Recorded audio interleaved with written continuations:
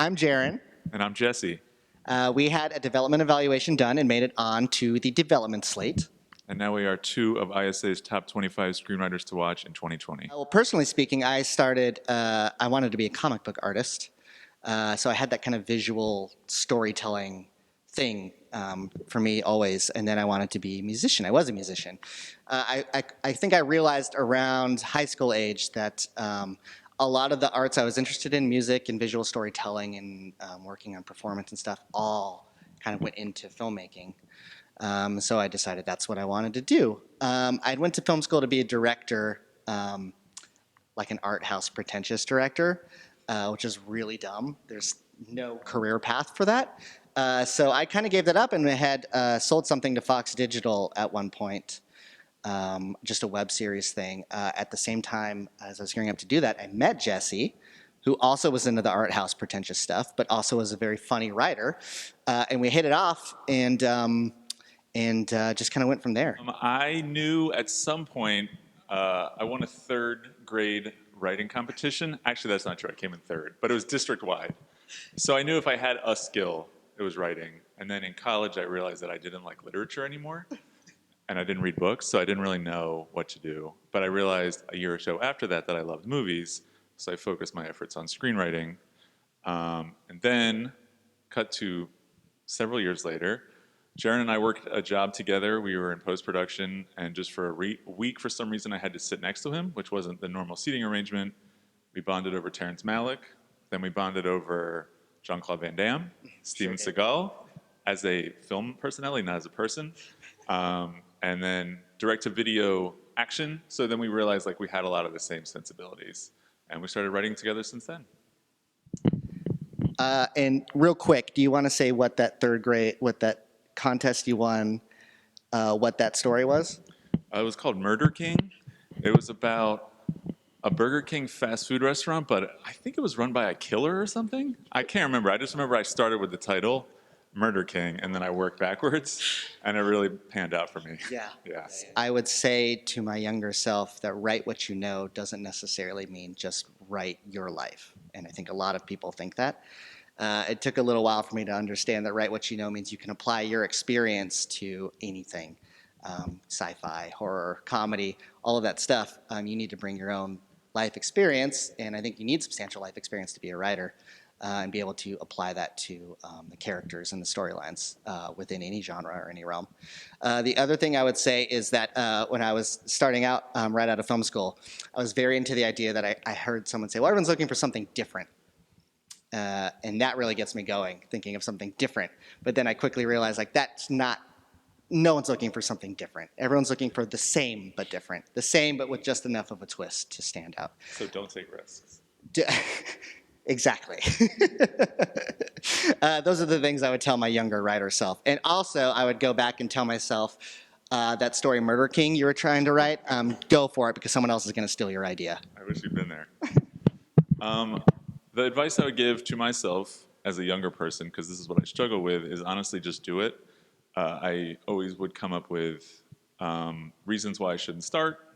I would overthink a lot of the things Jerren was talking about, like, is this what people are looking for? And honestly, if you don't put effort in and create work, then nothing will ever happen for you.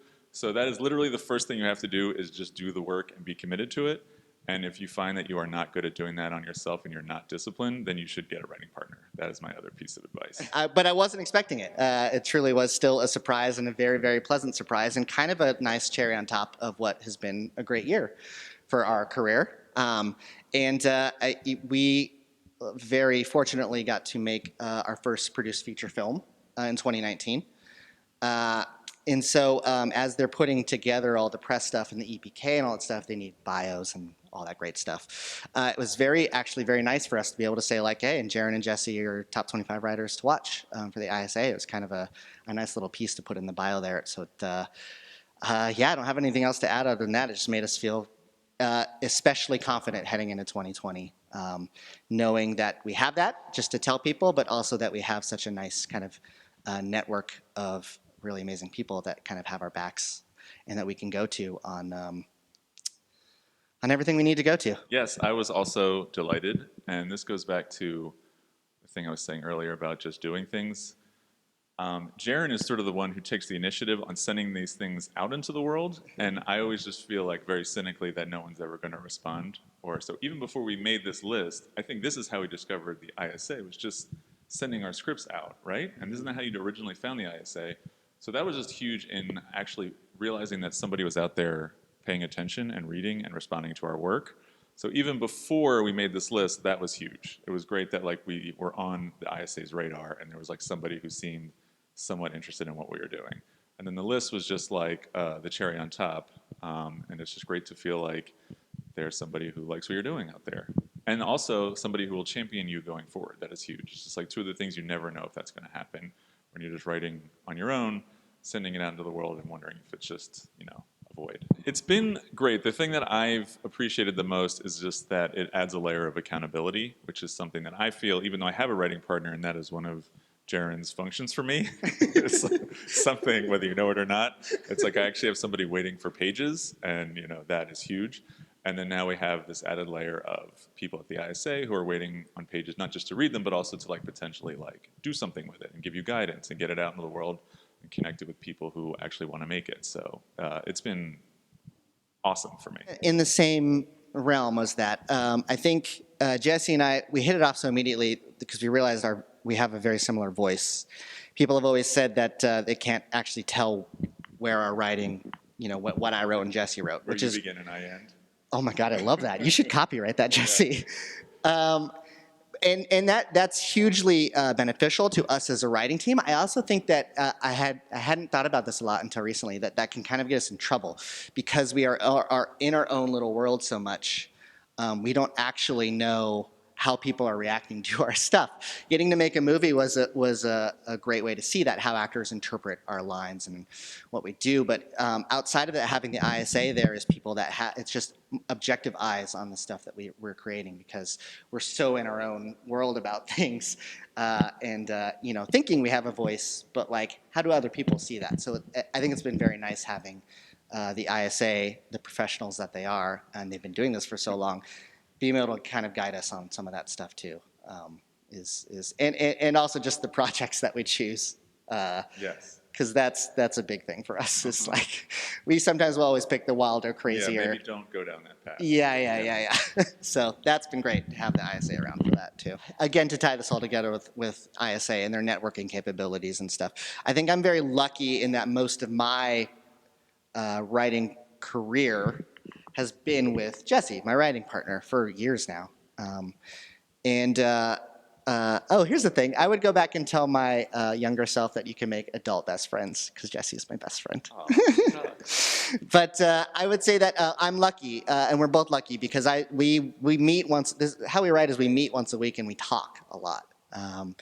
We get to just talk about what we're gonna do and outline that way and just kind of hang out a bit. That's kind of our writing way. But I also look forward to those meetings. Like that's my weekly thing I really look forward to. The ISA does that by bringing people together, networking, and stuff like that. I think a lot of writers forget that that's a big integral part of it is getting to talk to other writers and getting to just talk about what's bothering you about writing, what's working about writing, all that good stuff. I get to do that every week with Jesse. Network ISA kind of does that as well with their Third Thursday events and just kind of bringing everyone together. And so that's a big thing for me and our relationship, but also to tie into what we kind of like about the ISA and what we get from being on the development slate and being top 25 writers. Well, first we made that film in 2019. We want to get that sold. That's very close to happening. But I think we just wanted to get another film into production ASAP, and we've actually already found our new job doing that, which we're writing something for someone else to direct, but I think that's going to go into production. And also, this is the first time in our illustrious writing partner career where we're going to be writing 2 scripts concurrently. So that's kind of in and of itself a goal. Is like, can we do that? Where one's kind of taking lead on one project and the other's taking lead on the other project and kind of combining when we can. So that's kind of a nice goal that we have laid out in front of us. Jerren's been very good, and I think this comes from working with... And thank you so much. Yes, Jerren, you've been great. You've been a joy. This comes from working with the ISA, too, sort of seeing each of these opportunities as the next step forward. Like it's easy to get sort of caught in this grand picture of like what's the dream project I want to be doing right now. And Jerren has a much more practical view, and the ISA has been great about sort of guiding us in this effect. Is like this next opportunity could be great. It's a maybe it's a low budget thing.